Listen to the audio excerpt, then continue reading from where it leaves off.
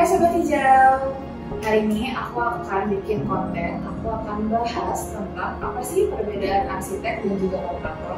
Mungkin beberapa di antara Sobat Hijau masih ada yang bingung, bedanya apa mungkin cakupan pekerjaan mereka itu seperti apa.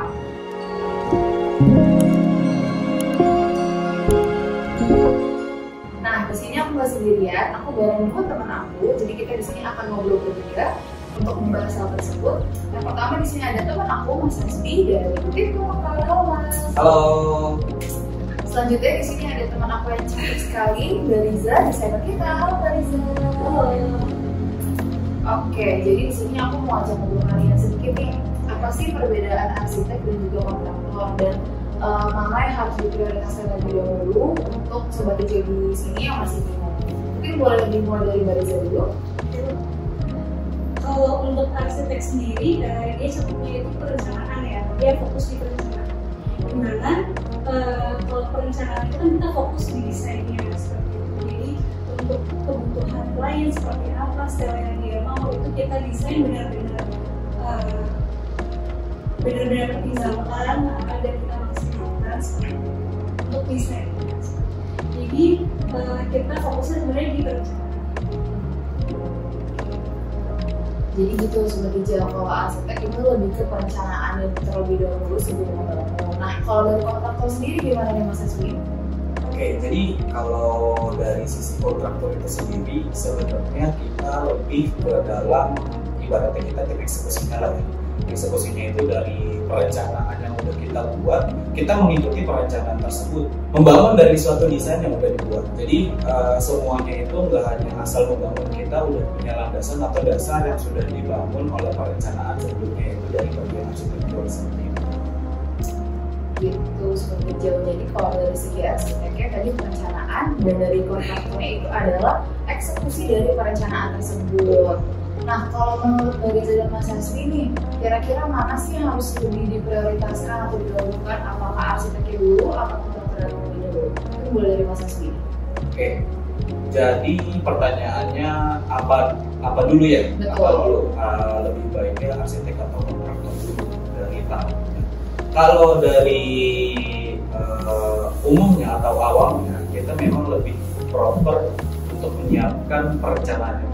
Karena nggak mungkin kita melakukan suatu pekerjaan tanpa perencanaan.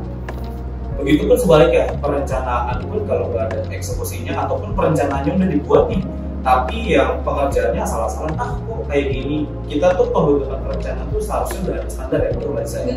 Nah, jadi kita nggak mungkin tim lapangan atau tim kontraktor itu melakukan pekerjaan di luar perencanaan yang sudah dibuat gitu. Jadi dibilang lebih dulu mana, ya pasti lebih dulu perencanaan, baru kita mengikuti berjalannya perencanaan tersebut kayak gitu.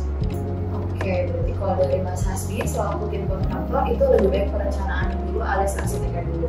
Coba kita dengar langsung dari desainernya ya. Kalau menurut Mbak Riza lebih baik arsiteknya dulu atau kontraktornya dulu?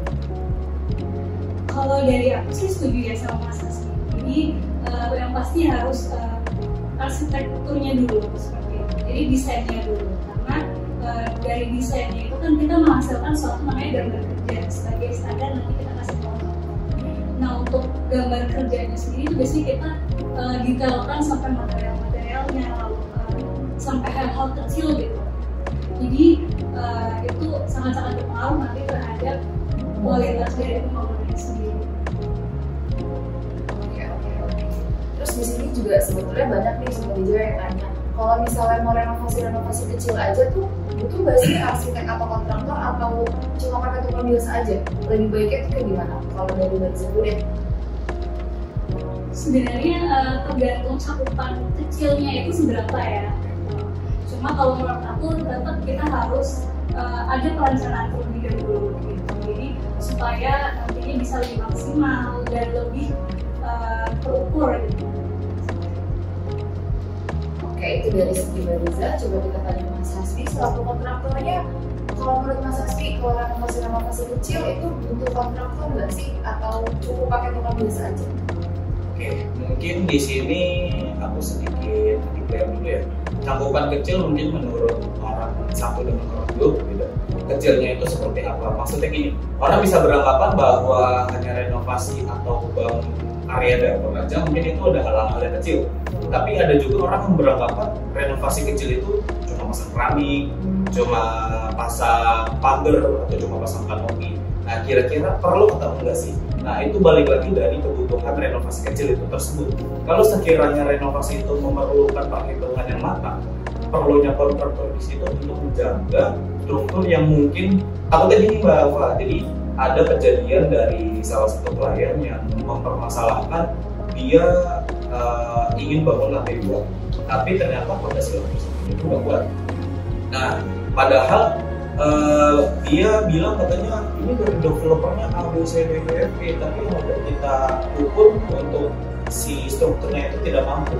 Kita tidak mau ambil khawatir, walaupun renovasinya hanya bikin biasanya kalau rumah itu yang kemarin tuh kejadiannya, jadi cuma area belakang pengen dinaikin, tapi cuma bagian belakangnya itu aja yang ditinggal. Nah, dia bilang hanya renovasi kecil itu saja, tapi kita bilang itu tuh tidak mungkin dan tidak bisa kita lakukan. Kita khawatirnya jangka panjang, kita nggak mau memikirkan untuk jangka pendek, walaupun itu keuntungan kita sendiri ya. Kita tetap menjaga trust yang dibentuk oleh klien kepada kita itu sendiri. Jadi dibilang perlu atau enggak untuk jasa kontraktor terhadap renovasi kecil, ya balik lagi apa dulu renovasi kecil. Nah, jadi kesimpulannya dari obrolan kita hari ini, peran antara arsitek dan juga kontraktor itu sama-sama penting, karena untuk melakukan sebuah pekerjaan harus didahulukan oleh rencana, gitu teman-teman. Jadi aku mau bilang terima kasih banget sama Mbak Riza dan Mas Hasbi yang udah ikut ngobrol hari ini sama aku.